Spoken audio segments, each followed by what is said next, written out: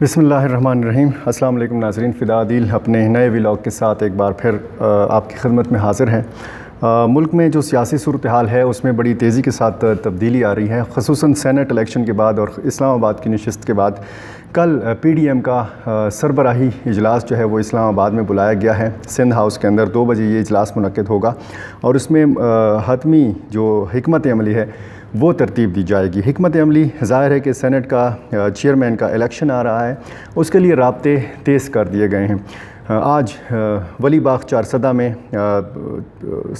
صادق سنجرانی صاحب اور پرویز خٹک صاحب آئے۔ امیر حیدر خان ہوتی، میاں افتخار حسین کی سربراہی میں عوامی نیشنل پارٹی کے وفد سے انہوں نے ملاقات کی اور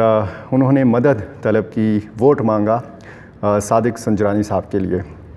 اسی طرح جو یوسف رضا گیلانی صاحب ہیں ان کے لیے بھی سلسلہ جو ہے انتخابی مہم جو ہے وہ چل رہی ہے، ایک دوسرے سے ووٹ مانگا جا رہا ہے۔ سربراہی اجلاس جو ہے پی ڈی ایم کا، اس میں بہت سارے فیصلے ہونے ہیں اور وہ فیصلے جو ہیں وہ یقینی طور پر ملکی سیاسی جو صورتحال ہے اس پر خاصے اثر انداز ہوں گے۔ اگر ایک جانب عمران خان کی حکومت جو ہے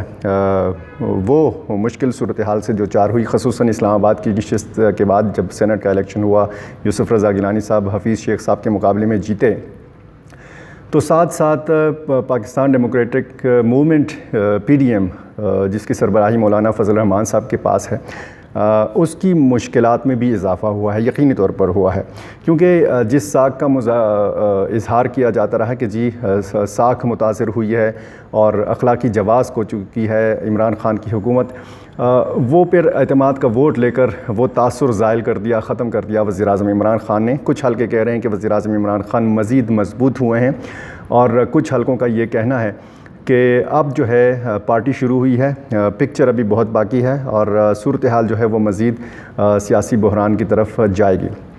سیاسی بحران ظاہر ہے کہ اسی صورت میں آ سکتا ہے اگر پی ڈی ایم میں یہ فیصلہ ہوگا، اور خصوصاً پنجاب کے حوالے سے کہا جا رہا ہے کہ عثمان بزدار وزیر اعلیٰ پنجاب، جس کو وسیم اکرم پلس بھی کہا جاتا ہے،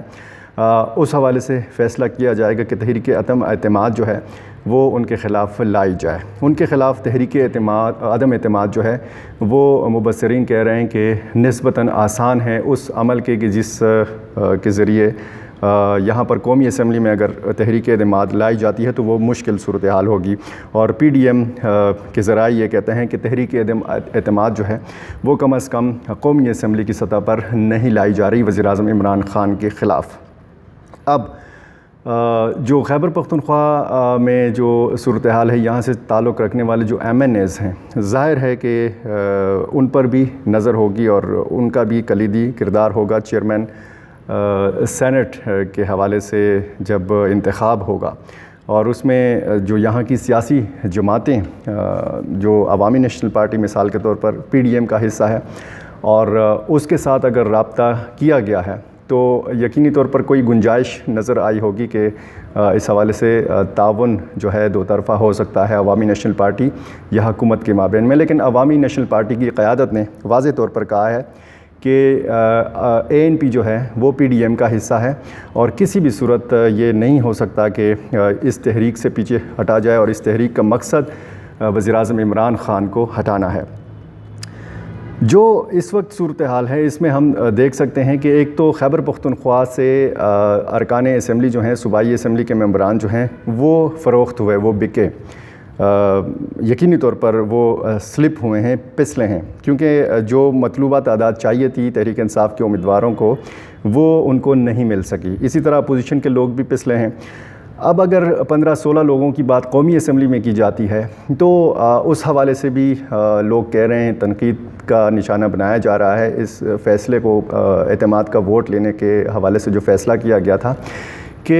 یعنی اعتماد کا ووٹ تو ان لوگوں سے بھی لیا گیا کہ جن پر الزام لگایا گیا کہ وہ بکے ہیں، انہوں نے اپنا ووٹ فروخت کیا ہے۔ تو گزارش ہماری یہ ہے وزیر اعظم عمران خان صاحب سے کہ آپ ہاتھ ہولا رکھیں، موجودہ صورتحال میں ملک کو آپ کی ضرورت ہے، اور کوئی بھی کارروائی کرنے سے، کیونکہ تاثر یہ دیا جا رہا ہے کہ ان لوگوں کے خلاف شاید کارروائی ہو، اگر ان لوگوں کے خلاف کارروائی ہوتی ہے تو یقینی طور پر جو ہے صورتحال وہی سامنے آئے گی جو نتیجہ آیا گیلانی صاحب کے الیکشن کا۔ تو اپیل یہی ہے وزیر اعظم عمران خان سے کہ آپ معاف کر دیجئے، درگزر کیجئے اور جانے دیجئے۔ یہ آپ کے جو ممبران اسمبلی ہیں، اگر انہوں نے اپنی بولی لگائی ہے تو ٹھیک ہے، یہ سسٹم کا وہ بھی حصہ ہیں، اور اسی طریقے سے اگر آپ نے پچھلے دور میں 20 اپنے ایم پی ایس کو یہاں خیبر پختونخوا میں فارغ کیا تھا، تو کم از کم موجودہ صورتحال میں آپ اتنا بڑا سٹیپ، اتنا بولڈ سٹیپ جو ہے وہ نہیں اٹھا سکتے۔ نہیں اٹھانا آپ نے اس لیے بھی نہیں اٹھانا کیونکہ آپ کو حکومت کرنی ہے اور حکومت میں رہنا ہے، اور جس طریقے سے آپ کے اتحادی جو ہیں وہ ناراض تھے، آپ نے منایا ان کو، جس طریقے سے تحفظات تھے ان کے تحفظات کو آپ نے دور کیا، اپنے ناراض اراکین کو آپ نے منایا، تو یہ سلسلہ جاری رکھیے، اور اس لیے بھی جاری رکھیے کیونکہ پی ڈی ایم جو ہے وہ بھی یہ نہیں چاہتی اس وقت کہ آپ جو ہیں فوری طور پر حکومت سے علیحدہ ہوں، کیونکہ وزیر اعظم عمران خان کے بارے میں ناظرین کہا جاتا ہے کہ اگر وہ اقتدار سے محروم کر دیے جائیں تو وہ شاید اس سے زیادہ خطرناک ثابت ہوں گے، اور جو مناظر ہم نے پارلیمنٹ ہاؤس کے باہر دیکھے جب اعتماد کا ووٹ لیا جا رہا تھا، تو اس میں بھی عجیب سی صورتحال پیدا ہوئی ہے، یعنی ملکی سیاست جو ہے وہ کس طرف جاری ہے اس کا بھی ایک تعین نہیں ہو رہا کہ یعنی وہ لوگ جو اخلاقیات کا درس دیتے ہیں، اخلاقیات کا بھاشن دیتے ہیں، جن کو دینا چاہیے، جن کو سبق دینا چاہیے، جن کو یہ لیکچر دینا چاہیے کہ کم از کم جو بری بات ہے اس کو برا کہنا چاہیے، جو اچھی بات ہے اس کو اچھا کہنا چاہیے، لیکن یک طرفہ ٹریفک چل رہی ہے مختلف اینکرز کی طرف سے بھی، یوٹیوبرز کی طرف سے بھی، یعنی وہ ایکٹ جو قابل مذمت ہے اس کو قابل مذمت نہیں قرار دیا جا رہا، اس کی مذمت نہیں کی جا رہی، اس کو برا نہیں کہا جا رہا، اور یہی کہا جاتا ہے کہ جی ماضی میں بھی اسی طرح ہوا ہے۔ اگر ماضی میں اس طرح ہوا ہے تو آپ میں اور ان میں فرق کیا رہا؟ ہم یہ نہیں کہتے کہ مسلم لیگ نون کے یا اپوزیشن کی جو جماعتیں ہیں ان میں فرشتے بیٹھے ہوئے ہیں، ظاہر ہے ان میں بھی خامیاں ہیں، اور لیکن جو ایک سیاسی کلچر فروغ پا رہا ہے گالم گلوچ کا، ایک دوسرے پر حملہ کرنے کا، تو اس کلچر سے ہمیں نکلنا ہے، اور اس کلچر سے ہمیں اسی صورت نکلنا ہے اگر ہم باہمی افہام و تفہیم سے مسائل کا حل ڈھونڈیں۔ اب آپ یہ ساری صورتحال میں دیکھیں کہ جب سے سینٹ کا الیکشن ہوا ہے اور جب سے ملک میں سیاسی بحران نے سر اٹھایا ہے، عام آدمی کا جو مسئلہ ہے اس کی جانب کوئی توجہ نہیں دے رہا۔ عام آدمی کا مسئلہ جو ہے وہ روٹی ہے، کپڑا ہے، مکان ہے، روزگار ہے، اس جانب کوئی توجہ نہیں ہے، نہ اپوزیشن جماعتیں اس جانب توجہ دے رہی ہیں اور نہ جو ہے حکومت اس طرف توجہ دے رہی ہے۔ حکومت چاہتی ہے کہ اس کو ان مسائل سے نجات ملے، اور اپوزیشن چاہتی ہے کہ قوم کو عمران خان سے نجات ملے۔ اب عام آدمی کا مسئلہ کیسے حل ہوگا؟ اگر عمران خان صاحب تھوڑی بہت توجہ دیں اس مسئلے کی جانب کہ جس کی وجہ سے عوام میں تحریک انصاف کی ساکھ متاثر ہو رہی ہے، وزیر اعظم عمران خان کی ساکھ متاثر ہو رہی ہے، کیونکہ کوئی بھی کم از کم تحریک انصاف کا ورکر نہیں چاہتا کہ اس قسم کے مسائل کا سامنا کرنا پڑے عمران خان کو، اور لوگوں کے تانے سننا پڑیں تحریک انصاف کے ورکرز کو۔ تحریک انصاف کے ورکرز بھی اچھی طرح جانتے ہیں کہ ملک میں سب سے بڑا مسئلہ جو اس وقت عوام کو درپیش ہے وہ مہنگائی کا ہے۔ اب اگر مہنگائی جیسے مسئلے کی جانب توجہ دی جاتی ہے حکومت کی جانب سے، تو یقینی طور پر تحریک انصاف کا جو ورکر ہے وہ بھی سر اٹھا کر یہ کہہ سکے گا، عوام کے سامنے جا سکے گا، عوام کے پاس جا سکے گا کہ جی یہی وہ حکومت ہے کہ جس کی وجہ سے بہت سارے مسائل حل ہوئے ہیں۔ ماضی میں جس طریقے سے ہوتا رہا، لوٹ مار ہوتی رہی، یقینی طور پر ہوتی رہی، اور یہ جو سیاسی کرپشن ہے، اور جس کرپشن کی طرف بار بار خود وزیر اعظم عمران خان نے اشارہ بھی کیا ہے کہ ووٹوں کی خرید و فروخت ہوتی رہی ہے ماضی میں بھی، اور ووٹوں کی خرید و فروخت جو ہے وہ اس الیکشن میں بھی ہوئی ہے۔ دیکھنا تو اب یہ بھی ہے نا کہ تحریک انصاف کے لوگوں نے اس میں کتنا حصہ ڈالا ہے۔ ظاہر ہے کہ اپوزیشن کے لوگوں نے تو خرید و فروخت کی ہے،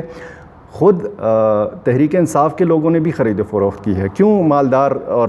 سرمایہ دار اور جو کارخانہ دار امیدوار ہیں ان کو ٹکٹ دیا گیا؟